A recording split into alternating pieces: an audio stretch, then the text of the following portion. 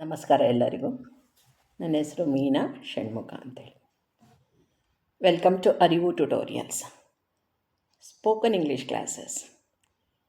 Easy learning, get bright future. ಅಂದರೆ ಅತಿ ಸುಲಭವಾಗಿ ಕಲೀರಿ ನಮ್ಮ ಕ್ಲಾಸಸ್ ಮೂಲಕವಾಗಿ, ಮತ್ತು ಬ್ರೈಟ್ ಫ್ಯೂಚರ್ ಸಿಗಲಿ ನಿಮ್ಮೆಲ್ರಿಗೂ. ನನಗಿಂತ ದೊಡ್ಡವರಾಗಿದ್ದರೆ ಒನ್ಸ್ ಅಗೇನ್ ನಮಸ್ಕಾರಗಳು.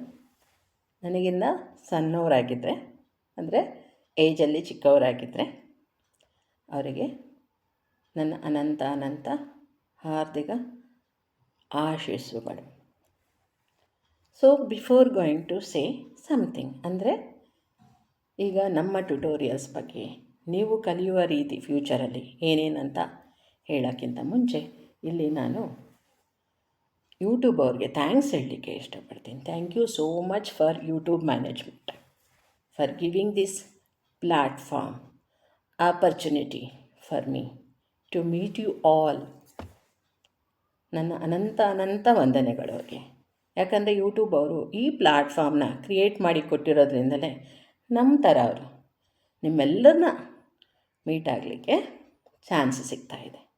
ಸೊ ಹಾಗಾಗಿ ಫಸ್ಟ್ ಥ್ಯಾಂಕ್ಸು ಅವರಿಗೇ. ಸೆಕೆಂಡ್ ಥ್ಯಾಂಕ್ಸು ನಿಮ್ಮಗಳಿಗೆ. ಯಾಕಂದರೆ ನಮ್ಮನ್ನು ಉಳಿಸಿ ಬೆಳೆಸಬೇಕಾಗಿರೋದು ನಿಮ್ಮಗಳ ಕೈಯಲ್ಲೇ ಇದೆ. ದಯವಿಟ್ಟು ಸಬ್ಸ್ಕ್ರೈಬ್ ಮಾಡ್ಕೊಳ್ಳಿ ನಮ್ಮ ಅರಿವು ಟ್ಯುಟೋರಿಯಲ್ಸ್ಗೆ. ಶೇರ್ ಮಾಡಿ ನಿಮ್ಮ ಫ್ರೆಂಡ್ಸ್ಗೂ ಸಹ. ಯಾವ ಥರ ಕಲಿಯೋದು ಪ್ರತಿಯೊಂದು ನಾವು ಹೇಳ್ಕೊಡ್ತೀವಿ.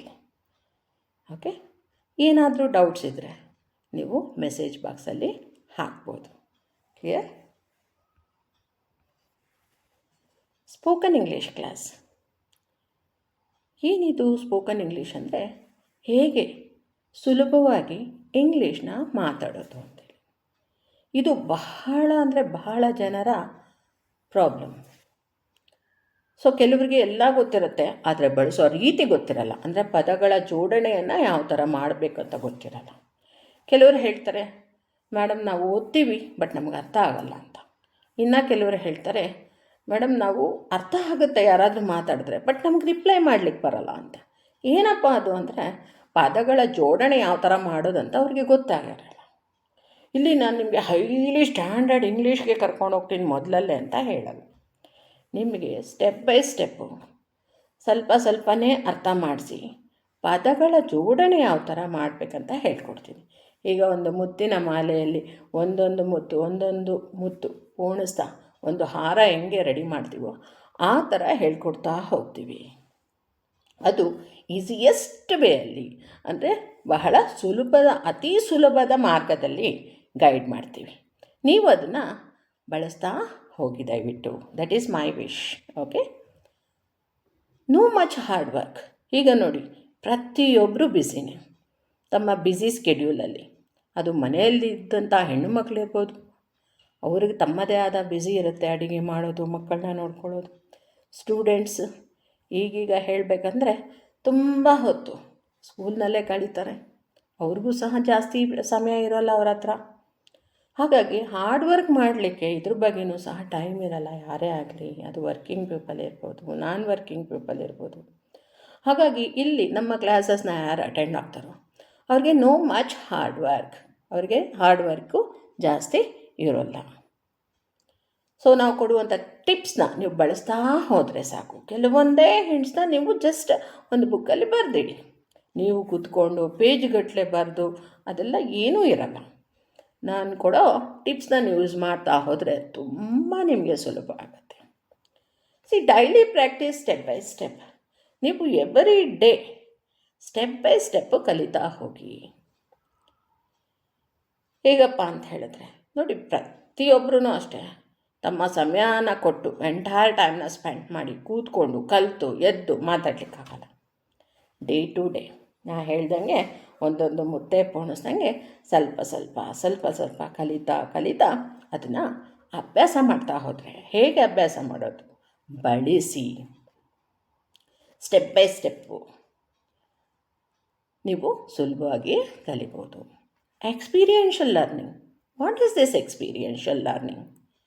ನೋಡಿ, ಈಗ ನಾವು ನಡೆಯೋದು ಕಲ್ತ್ಕೊಂಡಿದ್ದು ಯಾವುದಾದ್ರೂ ಬುಕ್ ಇಟ್ಕೊಂಡು ಕೂತು ಓದಿ ಹೀಗೀಗೆ ನಡಿಬೇಕಂತ ಕಲ್ತ್ವಾ? ನೋ. ಅಡುಗೆ ಮಾಡೋದು ಹೆಣ್ಮಕ್ಳು ಫಸ್ಟ್ ಅಫ್ಕೋರ್ಸ್ ಅವರು ಅಲ್ಲಿ ಇಲ್ಲಿ ನೋಡಿ ಕಲ್ತಿರ್ತಾರೆ, ಕೇಳಿ ಕಲ್ತಿರ್ತಾರೆ, ಮಾಡಿ ಕಲಿತಿರ್ತಾರೆ. ಆದರೆ ಮಾಡಿ ಕಲ್ತಿದ್ದೇ ಜಾಸ್ತಿ. ನೀವು ಯಾರನ್ನ ಬೇಕಾದರೂ ಕ್ವಶನ್ ಮಾಡಿ ನೋಡಿ. ನಾವು ಮಾಡಿ ಕಲ್ತಿದ್ದೇ ಜಾಸ್ತಿ, ಕೇಳಿರೋದು ಕಮ್ಮಿ, ನೋಡಿರೋದು ಕಮ್ಮಿ, ಓದಿರೋದು ಕಮ್ಮಿ ಅಂತ ಹೇಳ್ತಾರೆ ಅಡುಗೆ ಮಾಡಬೇಕಾದ್ರೆ.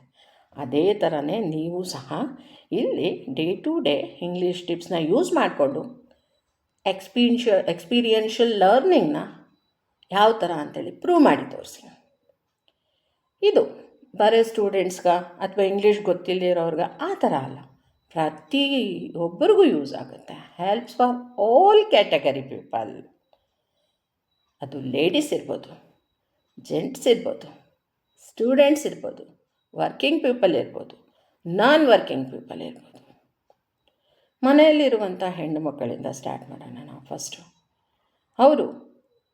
ಅವರಿಗೇನಕ್ಕೆ ಬೇಕು ಇಂಗ್ಲೀಷು ಅಂತ ಹೇಳ್ತಾರೆ ನೋಡಿ. ಮಕ್ಕಳಿಗೆ ಅಲ್ಪ ಸ್ವಲ್ಪ ಸಹಾಯ ಮಾಡಬೇಕು ಅಂತ ಹೇಳಿದ್ರೆ ಆಬ್ವಿಯಸ್ಲಿ ಇಂಗ್ಲೀಷ್ ಗೊತ್ತಿರಬೇಕು. ಇಲ್ದಿದ್ರೆ ಅವ್ರ ಮಕ್ಕಳೇ ಅವ್ರನ್ನ ಹೇಳೋ ಥರ ಚಾನ್ಸ್ ಇರುತ್ತೆ. ಏನಂದರೆ ನಿಮ್ಗೆ ಇಂಗ್ಲೀಷ್ ಗೊತ್ತಿಲ್ಲ, ಸೊ ನಿನಗೆ ಬರಲ್ಲ ಹೇಳ್ಕೊಡ್ಲಿಕ್ಕೆ ಅಂತೇಳಿ. ಎಷ್ಟೋ ಪ್ಯಾರೆಂಟ್ಸು, ಎಷ್ಟೋ ಜನ ಬಂದು ನಮ್ಮ ಹತ್ರ ಹೇಳಿದ್ದಾರೆ, ನಮ್ಮ ಮಕ್ಕಳೇ ಈ ಥರ ಹೇಳ್ತಾರೆ ಅಂತ. ನೋಡಿ, ಈ ಪ್ರಾಬ್ಲಮ್ ಎಲ್ಲ ನೀವು ಓವರ್ಕಮ್ ಮಾಡ್ಬೋದು. ಅಂದರೆ ಅತಿ ಸುಲಭವಾಗಿ ಸೋಲಿಸ್ಬೋದು ಈ ಪ್ರಾಬ್ಲಮ್ಸ್ಗಳನ್ನೆಲ್ಲನೂ. ಈಗಂತೂ ವರ್ಕಿಂಗ್ ಎನ್ವೈರ್ಮೆಂಟ್ಗೆ ಹೋಗ್ಬೇಕಂದ್ರೆ ಇಂಗ್ಲೀಷ್ ಗೊತ್ತಿದೆಯಾ ಅಂತ ಹೇಳ್ತಾರೆ. ಅದು ಎಂಥ ಜಾಬ್ ಆದರೂ ಆಗಿರ್ಬೋದು, ಹೈಯರ್ ಪೊಸಿಷನಿಂದ ಲೋಯರ್ ಪೊಸಿಷನ್ವರೆಗೂ. ಡು ಯು ನೋ ಇಂಗ್ಲೀಷ್ ಅಂತ ಹೇಳ್ತಾರೆ. Can you understand English, can you speak English ಅಂತ ಹೇಳ್ತಾರೆ. ಯಾಕಂದರೆ ಅದು ಒಂದು ಎಸೆನ್ಷಿಯಲ್ ಪಾರ್ಟ್ ಆಗಿಬಿಟ್ಟಿದೆ, ನಮ್ಮ ಲೈಫ್ನ ಒಂದು ಭಾಗ ಆಗಿಬಿಟ್ಟಿದೆ. ಯಾಕಂದರೆ ಅಫಿಷಿಯಲ್ ಲ್ಯಾಂಗ್ವೇಜಾಗಿ ಯೂಸ್ ಮಾಡ್ತಿದ್ದೀವಿ ನಾವು ಇಂಗ್ಲೀಷ್ನ, ಕರೆಕ್ಟ್ ಅಲ್ವಾ? ಸೊ ಹಾಗಾಗಿ ವರ್ಕಿಂಗ್ ಪೀಪಲ್ ಇರ್ಬೋದು, ನಾನ್ ವರ್ಕಿಂಗ್ ಪೀಪಲ್ ಇರ್ಬೋದು, ದಯವಿಟ್ಟು ಕ್ಲಾಸಸ್ನ ಅಟೆಂಡ್ ಆಗಿ. ಇಲ್ಲಿ ಒಂದು ವಿಶೇಷ ಇದೆ, ನಾವು ನಮ್ಮ ಟ್ಯುಟೋರಿಯಲ್ಸ್ ಹೆಸರಿಟ್ಟಿದ್ದೀವಲ್ಲ, ಅದು ಅರಿವು ಟ್ಯುಟೋರಿಯಲ್ಸ್. ನೋಡಿ, ನಾವು ಈ ಪ್ರಪಂಚದಲ್ಲಿ ಹುಟ್ಟಿದ ಮೇಲೆ ಪ್ರತಿಯೊಬ್ಬರಿಗೂ ಎಲ್ಲನೂ ಗೊತ್ತಿರುತ್ತೆ, ಆದರೆ ಅರಿವಿರಲ್ಲ. ಅರಿವು, ಎಚ್ಚರಿಕೆ ಮಾಡ್ಕೊಳ್ಳೋದು ಅಥವಾ ಜ್ಞಾನ ತಂದ್ಕೊಳ್ಳೋದು ಇರಲ್ಲ. ಬಟ್ ಎಲ್ಲ ಗೊತ್ತಿರುತ್ತೆ ಅವ್ರಿಗೆ. ಬ್ರಷ್ ಅಪ್ ಅಂತ ಹೇಳ್ತೇವೆ ನೋಡಿ, ಆ ಥರ. ಅಂದರೆ ಇದರರ್ಥ ಕತ್ತಲೆಯಲ್ಲಿ ಇರೋರಿಗೆ ಒಂದು ದಾರಿ ತೋರಿಸೋದು, ದೀಪವನ್ನು ಹಚ್ಚಿ. ಸೊ ಹಾಗಾಗಿ ಅರಿವು ಟ್ಯುಟೋರಿಯಲ್ಸ್ ಅಂತೇಳಿ ಇಟ್ಟಿದ್ದೀವಿ. ಈ ಕ್ಲಾಸಸ್ ಕಂಟಿನ್ಯೂ ಮಾಡೋದಾಗಿರಲಿ ಸಕ್ಸಸ್ಫುಲ್ಲಾಗಿ ನಿಮ್ಮ ಕೈಯಲ್ಲೇ ಇದೆ. ನೀವು ಇದನ್ನು ಸಬ್ಸ್ಕ್ರೈಬ್ ಮಾಡಿಕೊಂಡು ಶೇರ್ ಮಾಡಿ ನಿಮ್ಮ ಫ್ರೆಂಡ್ಸ್ಗೆ. ನಿಮಗೇನಾದರೂ ಡೌಟ್ಸ್ ಇದ್ದರೆ ಮೆಸೇಜಲ್ಲಿ ಹಾಕಿ. ಡೈಲಿ ಕ್ಲಾಸಸ್ನ ಫಾಲೋ ಮಾಡಿ. ನಿಮಗೇನಾದರೂ ಒಂದು ದಿವಸ ಮಿಸ್ ಆಯಿತಾ due to some work, busy, so ಅದನ್ನು ಕವರ್ ಮಾಡ್ಕೊಳ್ಳಿ, ಲಾಸ್ಟ್ ಡೇದು ಮತ್ತು ಟುಡೇದು ಈ ಥರ. ಆದರೆ ಕೇಳ್ತಾ ಹೋಗಿ. ನೀವು ಹೆಂಗೆ ಒಂದು ಸೀರಿಯಲ್ ನೋಡ್ತೀರಾ, ಮೂವಿ ನೋಡ್ತೀರಾ, ಒಂದು ಹಾಡು ಕೇಳ್ತೀರಾ, ಆ ಥರ ಈ ಕ್ಲಾಸಸ್ನ ನಾನು ಏನೇನು ಟಿಪ್ಸು ಕೊಡ್ತೀನೋ ಅದನ್ನು ನೀವು ಕೇಳ್ತಾ ಹೋದರೆ ಅತಿ ಸುಲಭವಾಗಿ ನೀವು ಇಂಗ್ಲೀಷ್ ಕಲಿತೀರಾ. ನಿಮ್ಮ ಮಕ್ಕಳಿಗೆ ಹೇಳ್ಕೊಡ್ಬೋದು, ನಿಮ್ಮ ನೇಬರ್ಸ್ಗೆ ಹೆಲ್ಪ್ ಮಾಡ್ಬೋದು, ಅಥವಾ ನಿಮಗೇ ಹೆಲ್ಪ್ ಆಗುತ್ತೆ. ವರ್ಕಿಂಗ್ ಪೀಪಲ್ಗಂತೂ ತುಂಬ ತುಂಬ ಹೆಲ್ಪ್ ಆಗುತ್ತೆ. ಇಂಗ್ಲೀಷ್ ಗೊತ್ತಿಲ್ಲ ಅಂದ್ರೇ ಅವ್ರು ನೋಡೋ ರೀತಿಯೇ ಬೇರೆ. ವರ್ಕಿಂಗ್ ಎನ್ವೈರ್ನಮೆಂಟಲ್ಲಿ ಎಕ್ಸ್ಪೀರಿಯೆನ್ಸ್ ಆಗಿರುತ್ತೆ. ಸೊ ಕಮೆಂಟ್ ಬಾಕ್ಸಲ್ಲಿ ಹಾಕಿ ಬೇಕಾದರೆ ನೀವು. ಕ್ಲಿಯರ್? ನೋಡಿ, ಈ ಕ್ಲಾಸ್ 1ನಲ್ಲಿ ನಾನು ಡೈರೆಕ್ಟು ನಿಮಗೇನು ಗ್ರಾಮರ್ಗೆ ಕರ್ಕೊಂಡು ಹೋಗಲ್ಲ, ಕೆಲವೊಂದು ಹಿಂಟ್ಸ್ ಕೊಡ್ತೀನಿ. ಅದು especially daily using greeting or polite words. ಏನಿದು ಅಂತ ಹೇಳಿದ್ರೆ ದಿನನಿತ್ಯ ನಾವು ಮಾತಾಡುವಂಥದ್ದು. ಅಯ್ಯೋ, ಇದನ್ನು ಮಾತಾಡಿದ್ರೆ ಯಾರಾದರೂ ಏನಾದರೂ ಅಂದ್ಕೊಂಡ್ಬಿಡ್ತಾರಾ? ಯಾರಾದರೂ ಏನಾದರೂ ಅಂದ್ಕೊಳ್ಳೋದು ನಿಮಗೆ ಆಗಬೇಕು. ನೀವು ಕಲಿಯೋದು ನೀವು ನೋಡಿ, ನೀವು ಚೆನ್ನಾಗಾಗೋದು ನೀವು ನೋಡಿ. ನಿಮ್ಮ ಮಕ್ಕಳಿಗೆ ವಿಶ್ ಮಾಡಿ. ನೀವು ವರ್ಕಿಂಗ್ ಪೀಪಲ್ ಅಲ್ಲ ಅಂದರೆ, ನೀವು ವರ್ಕಿಂಗ್ ಪೀಪಲ್ ಆಗಿದ್ದರೆ ನಿಮ್ಮ ಫ್ರೆಂಡ್ಸ್ಗೆ ವಿಶ್ ಮಾಡಿ, ನಿಮ್ಮ ಹೈಯರ್ ಅಥಾರಿಟಿಗೆ ವಿಶ್ ಮಾಡಿ. ಅದು ಗುಡ್ ಮಾರ್ನಿಂಗ್ ಇರ್ಬೋದು, ಗುಡ್ ಆಫ್ಟರ್ನೂನ್ ಇರ್ಬೋದು, ಗುಡ್ ಈವ್ನಿಂಗ್ ಇರ್ಬೋದು, ಗುಡ್ ನೈಟ್ ಇರ್ಬೋದು. ಸೊ ಯಾರನ್ನಾದ್ರೂ ಮೀಟ್ ಆದಾಗ ನೀವು ಹಾಯ್ ಮತ್ತು ಹಲೋ ಅಂತ ಹೇಳಿ, ಅದ್ರ ಜೊತೆಗೆ ಸರ್ ಅಥವಾ ಮ್ಯಾಡಮ್ ಅಂತೇಳಿ ಹಾಕಿ.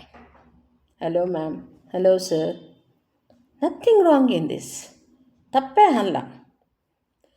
ನಿಮ್ಮ ಮಕ್ಕಳಿಗೆ ಹೇಳಿ ಗುಡ್ ಮಾರ್ನಿಂಗ್ ಅಂತ ಹೇಳಿ, ಅವ್ರು ಬೆಳಿಗ್ಗೆ ಎದ್ದ ತಕ್ಷಣ ಅವ್ರಿಗೂ ಖುಷಿ ಆಗುತ್ತೆ, ಅವರು ವಿಶ್ ಮಾಡ್ತಾರೆ. ನಮ್ಮ ಪೇರೆಂಟ್ಸು ಇಂಗ್ಲೀಷ್ ಕಲಿತಿದ್ದಾರೆ ಅಂತೇಳಿ ಖುಷಿ ಪಡ್ತಾರೆ. ನೆಕ್ಸ್ಟ್, ಯಾರಿಂದ ಏನಾದರೂ ಸಹಾಯ ಪಡ್ಕೊಂಡ್ರೆ ಥ್ಯಾಂಕ್ ಯು ಹೇಳಿ, ಅದರಲ್ಲಿ ಏನೂ ತಪ್ಪಿಲ್ಲ. Thank you sir, thank you ma'am. ನಿಮಗೆ ಸರ್ ಅಥವಾ ಮೇಡಮ್ ಅವರು ಬಳಸೋಕ್ಕಾಗಲ್ಲ, ಆ ಥರ ಅವ್ರಿಗೆ ಥ್ಯಾಂಕ್ ಯು ಪಾ, ಥ್ಯಾಂಕ್ ಯು ಮಾ ಅಂತ ಹೇಳಿ, ನಥಿಂಗ್ ರಾಂಗ್ ಇನ್ ದ್ಯಾಟ್. ಒಂದು ವೇಳೆ ನಿಮ್ಮ ಕಡೆಯಿಂದ ಬೇರೆಯವ್ರಿಗೆ ಹೆಲ್ಪ್ ಆಗಿದ್ದರೆ ಅವ್ರು ನಿಮಗೆ ಥ್ಯಾಂಕ್ಸ್ ಹೇಳ್ತಾರೆ. ಆಗ ವೆಲ್ಕಮ್ ಅಂತ ಹೇಳಿ, ಯು ಆರ್ ವೆಲ್ಕಮ್ ಅಂತ ಹೇಳಬೇಕು. ಬಟ್ ನಿಮಗೆ ಗೊತ್ತಿಲ್ಲ ಯು ಯಾವಾಗ ಮತ್ತು ಆರ್ ಜೊತೆ ಹಾಕಬೇಕು, ನಿಮಗೆ ಗೊತ್ತಿಲ್ಲ, ಬೇಡ, ವೆಲ್ಕಮ್ ಅಂತ ಹೇಳಿ ಸಾಕು. ನೆಕ್ಸ್ಟ್, ನಿಮ್ಮಿಂದ ಏನಾದರೂ ತಪ್ಪಾಗಿದ್ದರೆ ಸಾರಿ ಅಂತ ಹೇಳಿ. ಆಗ ಅವರು ತಪ್ಪಾಗಿದೆ, ತಿಳಿದೋ ಎಕ್ಸ್ಕ್ಯೂಸ್ ಕೇಳಿದ್ದಾರೆ ಅಥವಾ ಸಾರಿ ಕೇಳಿದ್ದಾರೆ ಅಂತ ಹೇಳ್ತಾರೆ. ಎಕ್ಸ್ಕ್ಯೂಸ್ ಮೀ ಅಂತ ಕೇಳಿ, ಏನಿದೆ ಎಕ್ಸ್ಕ್ಯೂಸ್ ಮೀ? ನೀವು ಯಾರಿಗಾದರೂ ತಿಳಿದೋ ತೊಂದರೆ ಆಗಬಹುದು ಅಂತ ಅಂದ್ಕೊಂಡಾಗ, ಪ್ಲಸ್ ಏನಾದರೂ ರಿಕ್ವೆಸ್ಟ್ ಮಾಡಬೇಕು ಯಾರನ್ನಾದರೂ ಅಂದ್ಕೊಂಡಾಗ ಎಕ್ಸ್ಕ್ಯೂಸ್ ಮೀ ಅಂತ ಹೇಳಿ ಅವ್ರನ್ನ ಅಲರ್ಟ್ ಮಾಡೋದು, ಅಂದರೆ ಅವ್ರನ್ನ ನಿಮ್ಮ ಕಡೆಗೆ ಗಮನ ಸೆಳೆಯೋ ಅಂಥದ್ದು. ಸೊ ಆ ಥರ ಇದ್ದಾಗ ಎಕ್ಸ್ಕ್ಯೂಸ್ ಮೀ ಅಂತ ಹೇಳಿ, ತಪ್ಪೇನಿಲ್ಲ. ಸೊ ಈ ಥರ ದಿನನಿತ್ಯದ ಎಷ್ಟೋ ವರ್ಡ್ಗಳು ನಿಮ್ಮ ಲೈಫಲ್ಲಿ ತುಂಬಾ ಹೆಲ್ಪ್ ಆಗುತ್ತೆ. ಸೊ ಇಲ್ಲಿ ನಮ್ಮ ಸ್ಪೋಕನ್ ಇಂಗ್ಲೀಷ್ ಕ್ಲಾಸಸ್ಸಲ್ಲಿ ನಿಮಗೆ ಹಾರ್ಡ್ ಇಂಗ್ಲೀಷ್ ಹೇಳ್ಕೊಟ್ಟು, ಹಾರ್ಡ್ ಗ್ರಾಮರ್ ಹೇಳ್ಕೊಟ್ಟು ನಿಮ್ಮ ತಲೆ ಚಿಟ್ಟಿಡ್ಸಲ್ಲ ನಾನು.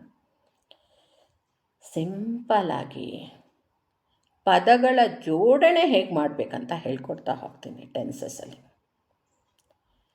ಇನ್ನು ಇದು ಯಾರಿಗೆ ಇಂಗ್ಲೀಷು ಗೊತ್ತಿದೆಯೋ ಅಲ್ಪ ಸ್ವಲ್ಪ ಓದಲಿಕ್ಕಿರ್ಬೋದು ಅಥವಾ ಕೇಳಿದ್ರೆ ಅರ್ಥ ಮಾಡ್ಕೊಳ್ಳೋಕ್ಕಿರ್ಬೋದು, ಆ ಥರ ಅವ್ರಿಗೆ ಹೆಲ್ಪ್ ಆಗುತ್ತೆ.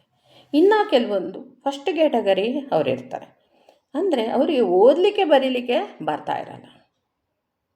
ಆ ಥರ ಅವ್ರಿಗೆ ಕನ್ನಡ ಟು ಇಂಗ್ಲೀಷು, ಅದನ್ನು ಇಂಗ್ಲೀಷ್ ಟು ಇಂಗ್ಲೀಷ್ ಹೆಂಗೆ ಅರ್ಥ ಮಾಡ್ಕೊಳ್ಳೋದು ಅಂಥೇಳಿ ಇನ್ನೊಂದು ಪ್ಯಾರಲಲ್ ಕ್ಲಾಸ್ ಮಾಡೋಣ ಅಂತಿದ್ದೀನಿ. ಅದನ್ನು ಬಂದು ನಿಮ್ಮ ಮೇಲೆ ಡಿಪೆಂಡ್ ಆಗಿದ್ದೀನಿ ನಾನು. ಯಾವ ಥರ ಅಂತ ಹೇಳಿದ್ರೆ, ನೀವು ಕಮೆಂಟ್ ಬಾಕ್ಸಸಲ್ಲಿ ಹೌದು ನಮಗೆ ಕನ್ನಡ ಟು ಇಂಗ್ಲೀಷು ಹೇಗೆ ಬರೆಯೋದು, ಹೇಗೆ ಓದೋದು, ಅದು ಸಹ ಬೇಕು, ಹೇಗೆ ಅರ್ಥ ಮಾಡ್ಕೊಳ್ಳೋದು ಅಂತ ಹೇಳ್ಕೊಡೋದ್ರ ಜೊತೆಗೆ ನಿಮ್ಮ ಕ್ಲಾಸಲ್ಲಿ ಅಂತ ಕೇಳಿದ್ರೆ ಅದನ್ನು ಪ್ಯಾರಲಲಾಗಿ ಮಾಡಿಕೊಡ್ತೀನಿ. ಕ್ಲಾಸಸ್ಸು ರನ್ ಆಗೋದು ಸಕ್ಸಸ್ಫುಲ್ಲಾಗಿ ನಿಮ್ಮ ಮೇಲೆ ಡಿಪೆಂಡ್ ಆಗಿದ್ದೀನಿ. ಯಾಕಂದರೆ ನೀವು ಸಬ್ಸ್ಕ್ರೈಬ್ ಮಾಡಿಕೊಂಡು ನೀವು ಶೇರ್ ಮಾಡಿ ನಿಮ್ಮ ಫ್ರೆಂಡ್ಸ್ಗೆ, ಮತ್ತು ನಿಮಗೆ ಏನು ಅನಿಸುತ್ತೋ ಅದನ್ನು ಕಮೆಂಟ್ ಬಾಕ್ಸಲ್ಲಿ ಹಾಕಿ. ಸೊ ಇದರಿಂದಾಗಿ ನಮಗೂ ಒಂದು ಇನ್ಸ್ಪಿರೇಷನ್ ಬರುತ್ತೆ, ಉತ್ತೇಜನ ಬರುತ್ತೆ, ಇನ್ನು ಕ್ಲಾಸಸ್ ಮಾಡೋಣ, ಹೇಳ್ಕೊಡೋಣ ಟಿಪ್ಸು ಅಂಥೇಳಿ. ಇಲ್ಲಿ ನಿಮಗೆ ನಾನು ಮುಂಚೆನೇ ಹೇಳ್ದಂಗೆ ಜಾಸ್ತಿ ಹಾರ್ಡ್ ವರ್ಕ್ ಏನಿರಲ್ಲ, ಕೆಲವೊಂದು ಟಿಪ್ಸ್ ಮಾತ್ರ ನೀವು ಬುಕ್ಕಲ್ಲಿ ಬರೆದು ಇಟ್ಕೊಂಡ್ರೆ ಸಾಕು. ನಿಮಗೆಲ್ಲಾದರೂ ಏನಾದರೂ ಮರ್ತೋಯ್ತಾ ಮತ್ತೆ ರಿವೈಂಡ್ ಮಾಡಿ ನೋಡಿ, ಆಗ ನಿಮಗೆ ಅರ್ಥ ಆಗುತ್ತೆ ಯಾವ ಥರ ಅಂಥೇಳಿ. ಆದರೂ ಏನಾದರೂ ಡೌಟ್ಸ್ ಇದೆಯಾ ಕಮೆಂಟ್ ಬಾಕ್ಸಲ್ಲಿ ಹಾಕಿ, ನಾನು ರಿಪ್ಲೈ ಮಾಡ್ತೀನಿ ಅದಕ್ಕೆ. ದಯವಿಟ್ಟು ನಿಮ್ಮ ಒಪಿನಿಯನ್ನ ತಿಳಿಸಿ. ಇದು ಮೊದಲಲ್ಲೇ ಹೇಳಬೇಕಿತ್ತು. ಇವತ್ತು ವಸಂತ ಪಂಚಮಿ, ಸರಸ್ವತಿ ದೇವಿಯ ದಿನ. ಎಲ್ಲರಿಗೂ ಒಳ್ಳೆಯದಾಗಲಿ. Thank you so much.